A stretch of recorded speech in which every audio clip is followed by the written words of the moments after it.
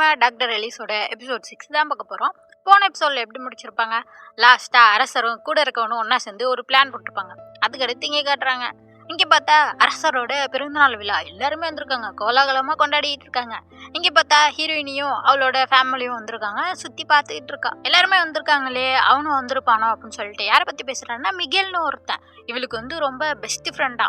அதான் யோசிச்சுட்டு இருக்கா, வந்திருப்பானோ அப்படின்னு சொல்லிட்டு வச்சுட்டு இருக்கப்ப அப்போ அங்கே பார்த்தா சைல்டுன்னு ஒரு பொண்ணு வருவா. அவள் வந்துட்டு என்ன எலிஸ் எப்படி இருக்க அப்படிங்கிற மாதிரி சொல்கிறப்ப இவ பார்க்குறா, சைல்டு நீயா அப்படின்னு சொல்லிட்டு. உடனே அப்பதான் அவ சொல்லிட்டு இருக்கா, ஏன்னா சின்ன பிள்ளையிலேருந்து இந்த எலிஸ் வந்து இந்த பொண்ணை அவ்வளோ தொல்லை பண்ணியிருக்கிறாளாம். அதான் யோசிச்சு பார்த்துட்டு இருக்கா. ஏன்னா பாஸ்ட் லைஃப்லையும் இந்த சைல்டு பொண்ணுக்கு ஹீரோ மேலே ஒரு கண்ணு, ஹீரோயினுக்கு ஹீரோவை பிடிக்குமா, அதனால எப்போதுமே இந்த பொண்ணை தொல்லை பண்ணிகிட்டே இருந்திருக்கா. அதோட இந்த வாழ்க்கையிலையும் சின்ன பிள்ளையிலேருந்து இவ்வளோ தொல்லை தான் பண்ணிட்டு இருந்திருக்கா. அதெல்லாம் அந்த பொண்ணு சொல்லிட்டு இருக்கா. என்ன நான் உட்கார இடத்துல தவக்கலையே வச்சேன், என் ஷூ எல்லாம் தூக்கி வீசினேன், டீ எல்லாம் என் தலையில கொட்டினேன், எல்லாத்தையும் மறந்துட்டியா அப்படிங்கிற மாதிரிலாம் சொல்கிறப்ப எலிஸ் வந்துட்டு அதுக்கு எல்லாத்துக்குமே மன்னிப்பு கேட்குறா. நான் எல்லாத்தையுமே தெரியாம பட்டேன், மன்னிச்சுக்கோ அப்படின்னு சொல்லிட்டு இந்த பொண்ணு பார்க்குறா. இவன் வந்து இப்படி மன்னிப்பெல்லாம் கேட்க மாட்டாளே, என்ன இன்னைக்கு வித்தியாசமா இருக்க, அதனால சரி விட்றேன் அப்படிங்கிற மாதிரி அந்த பொண்ணு சொல்லிட்டு இருக்கா. அப்படி பேசிகிட்டு இருக்கப்ப பிரின்ஸ் ஹீரோ உள்ளே வர எல்லாரும் பார்க்குறாங்க, பிரின்ஸ் வந்துட்டாரு அப்படின்னு சொல்லிட்டு. இந்த பொண்ணுக்கு தான் பிரின்ஸை பிடிக்குமே, அப்படியே பார்த்துட்டு இருக்கா. அவன் வந்துட்டு எலிஸை பார்க்குறானா, எலிஸை பார்த்தானே அவள் பார்க்குறான், எதுக்கு இவர் நம்மளை பார்க்குறாரு, இவருக்கு தான் பிடிக்காதுன்னு பார்க்குறப்ப பக்கத்தில் இருக்க அந்த சைல்டு பொண்ணு ஹீரோ என்னத்தான் பார்க்குறாரு அப்படிங்கிற மாதிரி சந்தோஷமாக நிற்கிறா. எலிஸ் இதை பார்த்துக்கிட்டு இருக்கப்ப அந்த சைல்டு பொண்ணு ஒரு மாதிரி டயர்டாகி இப்படி கீழே விழுகுறா. என்னாச்சு அப்படின்னு சொல்லிட்டு பார்த்தா அவளுக்கு ரொம்ப ஜுரம். இன்னும் இவ்வளோ ஜுரம் அடிக்குது, வா ரெஸ்ட் எடுக்கலாம், நீ வீட்டுக்கு போகலாம்ல அப்படிங்கிற மாதிரிலாம் கேட்குறப்ப இல்லை, அரசரோட பிறந்தநாள் எல்லா குடும்பத்துலேருந்துமே வந்திருக்கணுமா, மரியாதை கொடுக்குற மாதிரி இப்படிலாம் போகக்கூடாது. அதே மாதிரி ஹீரோ இருக்க இடத்துல இருக்கிறது தான் எனக்கும் பிடிச்சிருக்கு, பரவாயில்ல நான் இங்கே தான் இருப்பேன் அப்படிங்கிற மாதிரிலாம் அந்த பொண்ணு சொல்லிட்டு இருக்கா. சரின்னு சொல்லிட்டு ஹீரோயினையும் விட்டுறா. அதே மாதிரி கொஞ்ச நேரம் கழிச்சு ஹீரோயினியோட அந்த 2வது அண்ணன் வந்துட்டு கூட்டிட்டு போறான். இந்த குடும்பத்தோடலாம் பேசக்கூடாதுல்ல வா அப்படின்னு சொல்லிட்டு. இவங்க குடும்பத்துக்கும் இந்த சைல்டு பொண்ணு குடும்பத்துக்கும் ஆகாது போல. கூட்டு போனோடனே மேலேருந்து 3 பசங்க எலிஸ் போறதே பார்த்துட்டு இருக்காங்க. இதை ஹீரோ பார்த்துட்டு இருப்பான், என்னடா இவங்க எலிஸே பார்க்குறாங்களே அப்படின்னு சொல்லிட்டு. அப்புறம் கொஞ்ச நேரம் ஆனோடனே எலிஸ் வந்துட்டு அந்த பொண்ணை தான் பார்த்துட்டு இருக்கா. ஏன்னா அவளுக்கு உடம்பு சரியில்லை, அவள் வந்து யாரு கூடயோ டான்ஸ் ஆட போறா. இவளுக்கெல்லாம் முடியலையே, டான்ஸ் ஆட போறாளே அப்படின்னு சொல்லிட்டு பார்த்துட்டு இருக்கப்ப ஹீரோ பார்த்துட்டு இருக்கான்.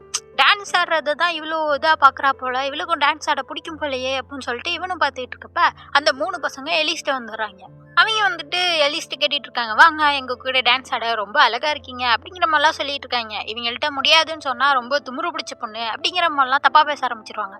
என்னடா சொல்கிறேன்னு சொல்லிட்டு சரி ஆடலான்னு சொல்லிட்டு ஒத்துக்க போகிறப்ப ஹீரோ வந்துடுறான். நில்லே, இது மாதிரி எலிஸ் நான் அவன் கூட டான்ஸ் ஆடணும்னு நினைக்கிறேன் அப்படின்னோடனே பிரின்ஸே வந்தோடனே இந்த 3 பசங்களும் அங்கிட்ட போயிடுவாங்க. சரின்னு சொல்லிட்டு எலிஸும் ஹீரோவும் ஒன்றா சேர்ந்து டான்ஸ் ஆடிட்டு இருக்காங்க. இப்போ பார்க்குறா, எதுக்கு இப்போ இவர் நம்ம கூட டான்ஸ் ஆடணும்னு சொன்னார் அப்படின்னு சொல்லிட்டு கேட்க அவன் சொல்கிறான், சும்மா தோணுச்சு அதான், ஏன் அவன் கூட டான்ஸ் ஆடக்கூடாதா அப்படிங்கிற மாதிரி கேட்குறப்ப அதெல்லாம் இல்லை அப்படிங்கிற மாதிரி சொல்லிட்டு அந்த பொண்ணையே பார்த்துட்டு இருக்கா. ஏன்னா அவளுக்கு முடியலைல்ல, அப்படியே பார்த்துட்டு இருக்கப்ப ஹீரோ பார்க்குறான், ஒருவேளை அந்த பொண்ணை போகணும் போலன்னு சொல்லிட்டு அப்படியே டான்ஸ் ஆடிட்டு அந்த பொண்ணை கூட்டிட்டு போயிடறான். அதே நேரம் பார்த்து அந்த சைல்டு பொண்ணு அப்படியே மயங்கி விழுந்துடுறா. நம்ம ஹீரோயின் தான் பிடிச்சிட்டு சரி நீ வீட்டுக்கு கிளம்பலாம்ல, உனக்கு ரொம்ப முடியலை அப்படிங்கிற மாதிரி சொல்கிறப்ப இல்லை அரசரோட பிறந்தநாள் நடிக்க நான் போயிட்டேன்னா என் குடும்பத்துக்கே கெட்ட பேர் ஆயிரும், அப்படிலாம் பண்ணக்கூடாது அப்படிங்கிற மாதிரி சொல்கிறப்ப ஹீரோ பார்த்துட்டு அப்படின்னா சரி வாங்க அப்படின்னு சொல்லிட்டு ஒரு ரூமை காட்டுறான், அங்கே போய் ரெஸ்ட் எடுங்க அப்படின்னு சொல்லிட்டு அனுப்பிச்சு வைக்கிறான். ஹீரோயினையும் அவளுக்கு பக்கத்துலேயே உட்காந்து பார்த்துக்கிறான். கொஞ்ச நேரம் கழிச்சு ஒரு பாட்டி வந்து கூப்பிட்றாங்க, இது மாதிரி வாங்க அரசர் வந்துட்டாரு, ஸ்பீச் கொடுக்க போறாரு, அங்கே எல்லாருமே இருக்கணும்னு சொல்லிட்டு இவங்க 2 பேரையுமே கூட்டிட்டு போறாங்க. அப்படியே இவங்க 2 பேரும் பேசிட்டு வராங்க. நல்ல வேலை உனக்கு கொஞ்சம் உடம்பு சரியாயிட்டு அப்படிங்கிற மாதிரிலாம் சொல்றப்ப அந்த பொண்ணும் ரொம்ப நன்றிலாம் சொல்றா. 2 பேருமே அப்படியே ஃப்ரெண்ட் ஆயிட்டாங்க. நெக்ஸ்ட் டைம் நம்ம மீட் பண்றப்ப டீ குடிக்கலாம் 2 பேரும் அப்படிங்கிற மாதிரிலாம் பேசிட்டு வராங்க. அப்படியே இங்கே காட்டுறாங்க, அரசர் வந்து பேச ஆரம்பிக்கிறாரு. அரசர் பேசிகிட்டு இருக்காரு, எல்லாரும் நல்லா இருப்போம், நாடு நல்லா இருக்கும் அப்படிங்கிற மாதிரிலாம் பேசிட்டு என்ன சொல்ல ஆரம்பிக்கிறாருன்னா பிரின்ஸோட என்கேஜ்மெண்ட் பற்றி பேச ஆரம்பிக்கிறாரு. இது மாதிரி அவனுக்கு கல்யாணம் பண்ணி வைக்கலான்னு இருந்த அந்த பொண்ணுக்கு இன்னும் வயசு வரல, ஒரு 18 16 அந்த மாதிரி வயசு வரும்ல, அது மாதிரி இன்னும் வயசு வரல அவளுக்கு. அது வரைக்கும் இந்த நிச்சயத்தை தள்ளி வைக்கலான்னு இருக்கோம். நான் இப்போ வந்து என்ன அனௌன்ஸ்மெண்ட் பண்ணுறேன்னா, குளோரன்ஸ் ஃபேமிலியை சேர்ந்த எலிஸ் பொண்ணு அவள் வந்து வயசு வர வரைக்கும் இந்த என்கேஜ்மெண்ட்டை தள்ளி வைக்கிறோம் அப்படிங்கிற மாதிரி சொல்லிடுறாரு. எல்லாருமே பார்க்குறாங்க, அப்போ எலிஸ் தான் வந்து பிரின்சஸா அப்படின்னு சொல்லிட்டு சந்தோஷமாக இருக்காங்க.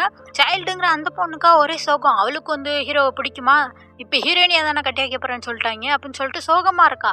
இதை எலிஸ் கேட்டோடனே அவள் வந்து அதிர்ச்சி ஆயிடுறா, என் பேரை சொல்லிட்டாரே அப்படின்னு சொல்லிட்டு. என்னன்னா இப்போ அவர் எல்லாரும் முன்னாடி என்ன அனௌன்ஸ்மெண்ட் பண்ணியிருக்காரு, அள்ளி வைக்கிறான்னு தான் சொல்லியிருக்கிறாரு.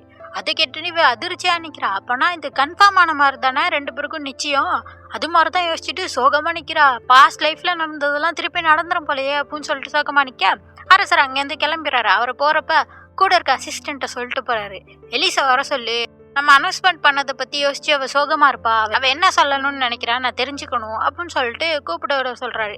அதே மாதிரி எலிஸும் வந்துடுறா. 2 பேரும் உட்காந்து பேச ஆரம்பிக்கிறாங்க. எலிஸ் வந்தோடனே இது மாதிரி கேட்குறேன்னு தப்பா நினைச்சுக்காதீங்க அப்படின்னு சொல்லிட்டு கேட்க ஆரம்பிச்சிடுறா. நம்மளுக்கு இடையில போட்டுக்கிட்ட அந்த டீல் என்னாச்சு, நீங்க எனக்கு கொடுத்த ப்ராமிஸ் என்னாச்சு, ஏன்னா நீ டாக்டர் ஆனா குயின் ஆக வேணாம் அப்படின்னு தானே சொல்லியிருந்தாரு. அதை பத்தி கேட்குறப்ப அவர் சொல்றாரு, நமக்கு போட்டுக்கிட்ட அந்த டீலும் ப்ராமிஸும் இன்னும் அப்படியே தாம்மா இருக்கு. நான் உனக்கு கொடுத்த சத்தியத்தை ஒன்றும் நான் பிரேக் பண்ணலையே. நான் எல்லாரும் முன்னாடியும் சும்மா பேச்சு வழக்கில் சொல்லியிருக்கேன், அவ்வளோதான்.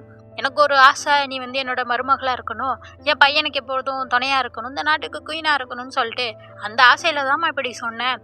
அதே மாதிரி அந்த டீல்ல ஜெயிச்சிட்டின்னா நான் அந்த வார்த்தையை திரும்பி வாங்கிப்பேன். நீ ஒன்றும் கவலைப்பட வேணாம், உனக்கு கொடுத்த சத்தியத்தை நான் காப்பாற்றுவேன் அப்படிங்கிற மாதிரிலாம் சொல்றாரு. அதோட கூட இருக்க அசிஸ்டன்ட் சொல்றாரு, சரி நீங்க இந்த டீல்ல எப்படி ஜெயிக்கலான்னு இருக்கீங்க? ஏன்னா இவ வெறும் டாக்டரானா மட்டும் போதாது, அரசியா இருக்கிறத விட டாக்டரா இருக்கிறதுல தான் இவ பெஸ்ட். தனக்குன்னு ஒரு லெகசியை உருவாக்கியிருக்கா அப்படின்னு அந்த அளவுக்கு பேர் வாங்கினாதான் இவங்க குயின் ஆக வேணாம் அப்படின்னு சொல்லிட்டு விடுவாங்க. அதை சொல்லிட்டுலாம் அவன் கேட்கறான். எலிஸ் அதெல்லாம் யோசிச்சு பார்த்துட்டு இருக்கா. அப்ப நம்ம இன்னும் பெஸ்டா இருக்கணும் போலயே அப்படின்னு சொல்லிட்டு யோசிச்சுட்டு இருக்கப்ப அரசர் சொல்றாரு, நான் உன்னை என்னோட பொண்ணு மாதிரிதாம்மா பாக்குறேன். நீ எந்த முடிவு எடுத்தாலும் அதை நான் மனப்பூர்வமா ஏத்துப்பேன்.